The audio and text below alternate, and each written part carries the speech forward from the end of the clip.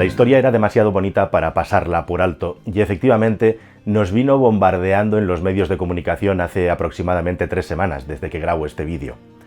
Un grupo de militares chechenos, prorrusos por supuesto, en Melitopol, Ucrania, había sido capaz de robar nada menos que 27 equipos agrícolas de gran tamaño por un valor conjunto de 5 millones de dólares.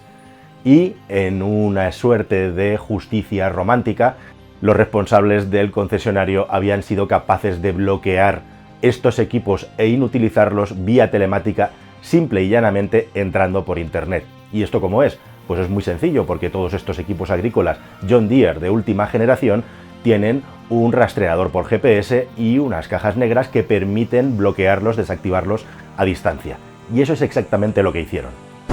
¿Qué tal, mis queridos amigos? Bienvenidos a un nuevo viaje en el cascarón de nuez. Esta es una noticia positiva que mezcla el asunto de la invasión de Ucrania, una buena noticia para Ucrania y además un tema tecnológico, un auténtico bombón para publicar en los medios de comunicación. Pero detrás de esta historia hay otras muchas historias muy poco conocidas que no saltan a la opinión pública en Occidente, que no nos hablan muy bien del futuro al que nos dirigimos y de todo lo que puede pasar si los consumidores al final acabamos perdiendo los derechos sobre los productos que estamos comprando. Y si no entiendes muy bien por dónde voy, déjame que te explique cuáles han sido las prácticas de John Deere en los últimos 20 años y por qué esto, junto con otras empresas, es algo realmente peligroso para tu libertad. John Deere es un fabricante mítico de vehículos agrícolas, no hace falta aquí que yo lo presente ni diga mucho más, todos los hemos visto en los campos trabajando desde que éramos niños hasta el día de hoy. Tenéis que saber que los equipos agrícolas actuales son extremadamente avanzados desde un punto de vista tecnológico, incluso las primeras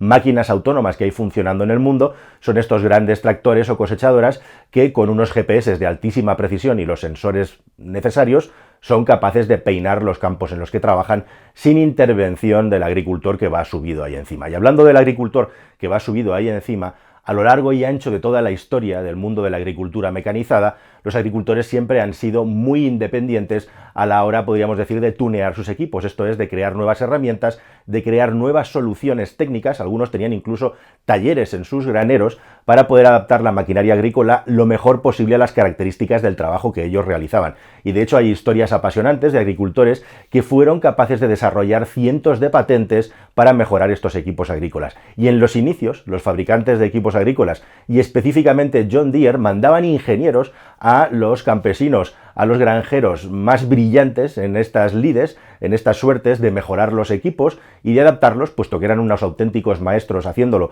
en algunos casos, para ir implementando estas mejoras en los equipos nuevos que iban saliendo. Es decir, que había una colaboración muy estrecha entre el fabricante, usuario, mejora de ingeniería, implementación en el nuevo equipo que se ponía en el mercado. Pero esto poco a poco fue cambiando con el asunto de la tecnología y como cada vez más los fabricantes, sea de tractores o sea de cualquier equipo que tiene una tecnología y unas centralitas en su interior, decidieron que buena parte de su negocio, o mejor dicho, de su exceso de beneficios, tenía que venir no por la venta de los equipos, sino por su reparación y por la venta de piezas. Y ahí es a donde comienza una lucha que lleva fraguándose desde hace décadas entre la industria de la reparación independiente y los fabricantes de productos que pretenden ser ellos mismos los que venden y reparan los vehículos o los actualizan cuando esto es necesario. John Deere, poco a poco, esta mejora técnica la fue implementando por sí mismo y pasó de la ingeniería mecánica a la ingeniería electrónica. Empezaron a poner toda clase de sensores en los tractores. Sensores que medían la fuerza de torsión que tenían que hacer las ruedas de la maquinaria para poder girar. Y de esa manera eran capaces de saber qué clase de terreno se estaba practicando. Sensores que eran capaces de medir la humedad del terreno y sumando la información del GPS, John Deere podía tener auténtica información de precisión sobre la humedad del terreno y sobre las características del terreno, información valiosísima para que el agricultor pudiera tener los mejores datos para saber cómo tenía que tratar su campo, cuándo tenía que plantar las semillas, cuánta humedad tenía que poner en el suelo para que las plantas crecieran de una manera más óptima y un larguísimo etcétera. Agricultura tecnológica y de máxima precisión. ¿Y qué es lo que hizo John Deere con todos estos datos? Pues nada más y nada menos que se los vendió a Monsanto.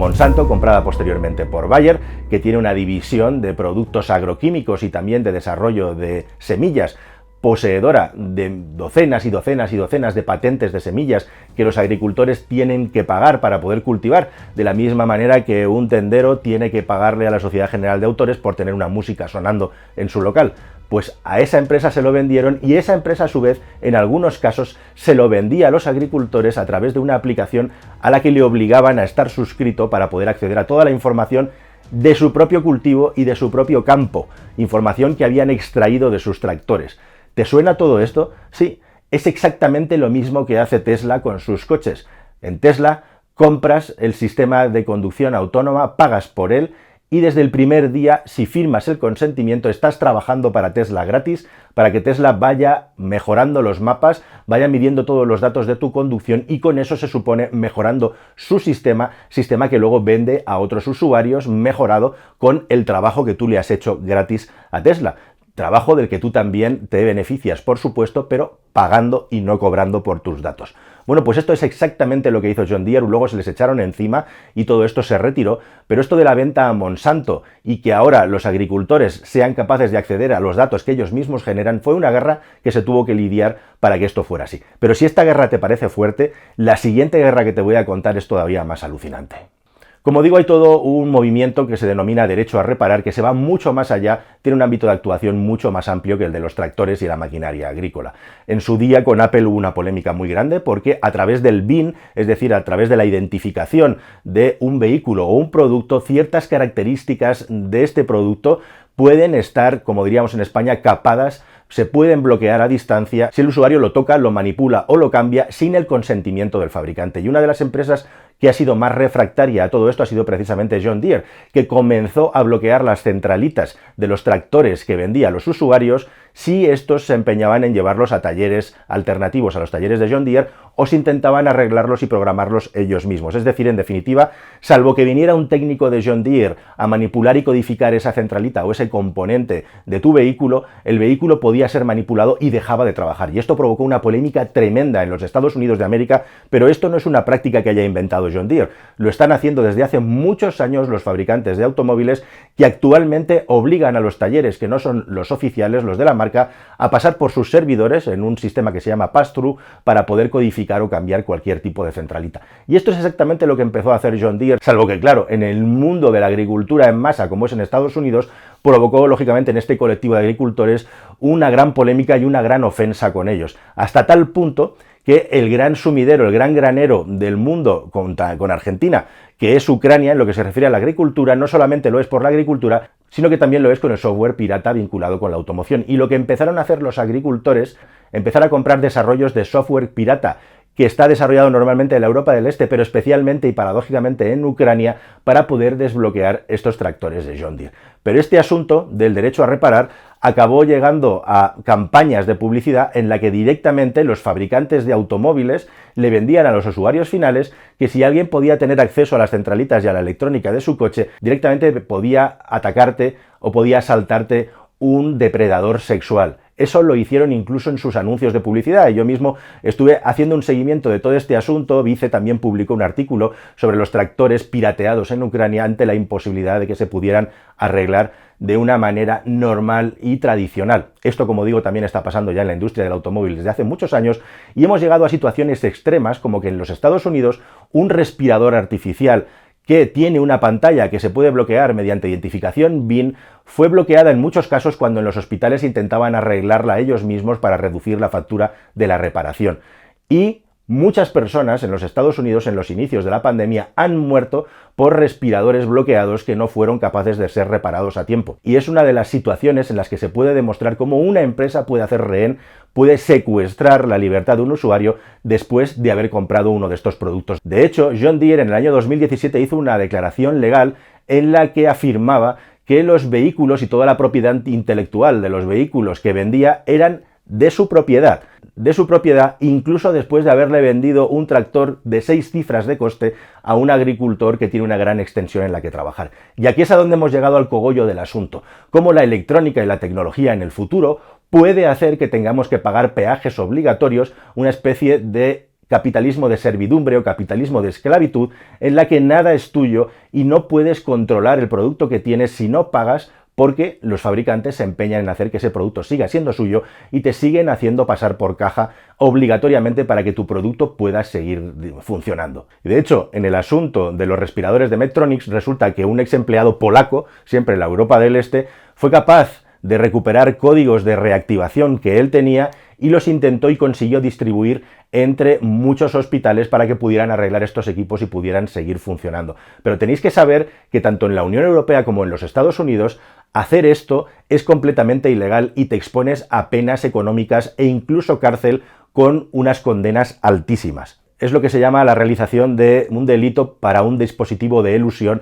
es decir, un dispositivo que es capaz de superar la barrera del fabricante, de saltarse las barreras artificiales que el fabricante pone para poder controlar la postventa de estos vehículos, algo que, como digo, ya está pasando en todo el mundo actualmente. ¿Os acordáis del vídeo de McDonald's que os conté aquí en este canal? Os lo voy a recomendar al final de este vídeo. Es exactamente el mismo caso. Pero esto de la tecnología de cancelación o la tecnología del BIN para cancelar es solamente el principio. Hay una historia alucinante que nos habla que en Estados Unidos hubo grupos de activistas que contra grupos radicales que se manifestaban e intentaban expandir el odio,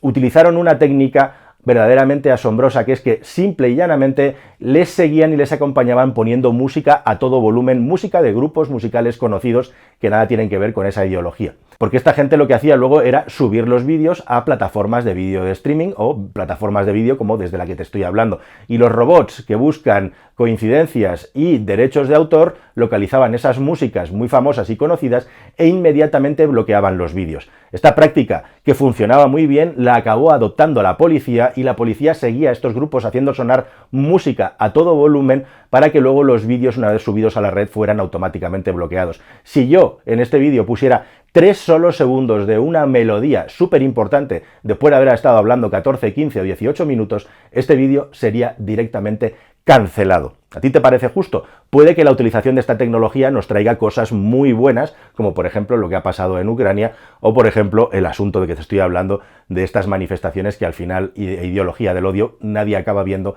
porque los sistemas lo bloquean. Pero igualmente se puede volver en la contra y fácil y rápidamente acabar haciendo que muchas personas sean canceladas o sean bloqueadas en la utilización, por ejemplo, de un automóvil que les sirve para ir a trabajar. También en los Estados Unidos de América está comenzando a suceder que automóviles vendidos por prestamistas o prestamistas que dan dinero con unos usureros auténticos, con unos intereses bestiales a personas a cambio de tener su coche, pongan un localizador en su coche con bloqueo de BIN para que estas personas, si no pagan la deuda, vean cómo su vehículo se apaga y no tienen posibilidad de volverlo a arrancar. Normalmente, un ejemplo grandísimo y clarísimo de qué es lo que puede pasar en este futuro distópico en el que ya estamos entrando en el día de hoy.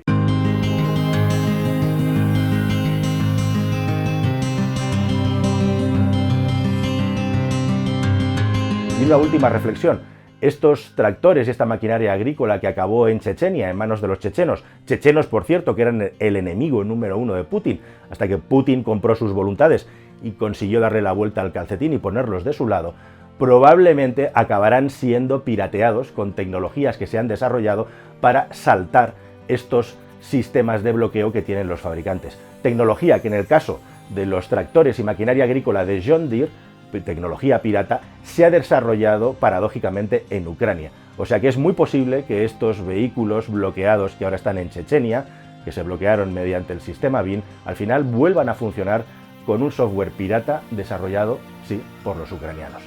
Y si queréis saber más sobre cómo funciona todo esto, aquí os dejo el vídeo de por qué las máquinas de McDonald's siempre están estropeadas y cuáles son los motivos que hay detrás. El patrón, la solución y la polémica es exactamente la misma, y otro contenido más que espero que sea de tu interés. Nada más, si no lo has hecho todavía, suscríbete al canal y nos vemos en un siguiente vídeo que espero que sea tan interesante como mínimo como el que acabas de ver. Hasta el siguiente, amigos. Adiós.